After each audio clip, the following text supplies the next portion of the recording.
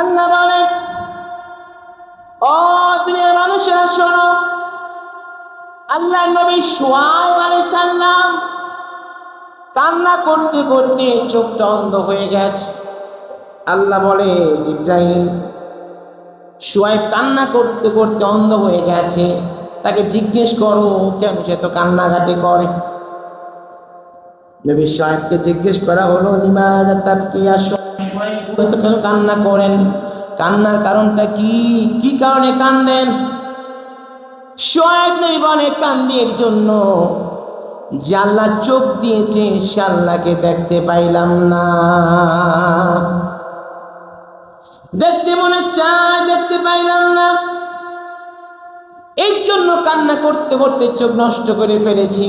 আবার জিবরাইল বললেন, আপনার চোখকে আবার রিনিউ করে দিলাম, আবার দৃষ্টি ফেরত দিলাম, আবার চোখ ঠিক হয়ে গেল। আবার মুসা কান্না করতে করতে করতে করতে আবার শুআয়ব কান্না করতে করতে চোখ নষ্ট করে ফেলেছেন। আবার জিবরাইল আসছেন, কি বিষয়, আবার চোখ নষ্ট করলেন কেন? আল্লাহকে দেখার জন্য আমি কান্না করতে করতে চোখ নষ্ট করে ফেলেছি। এমনভাবে তিনবার চোখের জ্যোতি ফেরত দেওয়া হলো। প্রতিবারই কান্না করতে করতে চোখটাকে নষ্ট করে ফেলেছে। এবার আল্লাহ বলে, শুআয়বকে বলে দাও আমি তার সাথে পরকালে দেখা দিব। শুআয়বকে বলে দাও আমি তার সাথে পরকালে জান্নাতে দেখা দিব।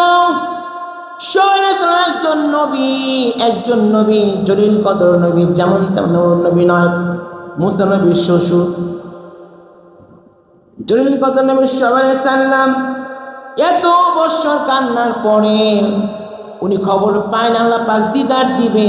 আর আল্লাহ বলে, বন্ধুরে, যারা মাহে রমজান মাসে সিয়াম সাধনা করবে, লিসাইমে ফারহান, আপনার উম্মতকে বলে দেন উম্মতের জন্য দুইটা খুশি আমি বরাদ্দ করেছি।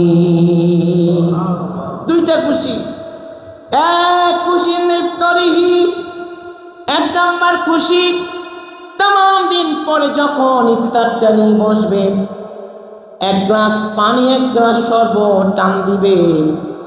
জীবনে বহু শরবত সে খেয়েছে, পানি খেয়েছে, কিন্তু এমন তৃপ্তি কোনোদিন পাবে না যে তৃপ্তি তার ইফতারের সময় পানি পান করলে পায়। ঠিক কি না? কত শরবত খায়, লাচ্ছি মাচ্ছি খায়, কিন্তু এত মজা লাগে না ইফতারে লাগে। এক নাম্বার। দুই নাম্বার খুশি হচ্ছে আমি আল্লাহ বলে দিলাম শুআয়ব তো কান্না করতে করতে আমার দিদার বরাদ্দ করেছে, আর উম্মতে মুহাম্মদীর জন্য যারা আমি আল্লাহর জন্য মাহে রমজানে সিয়াম সাধনা করবে, আমি নিজে আল্লাহ তাদেরকে দিদার দিয়ে ধন্য করে দিব।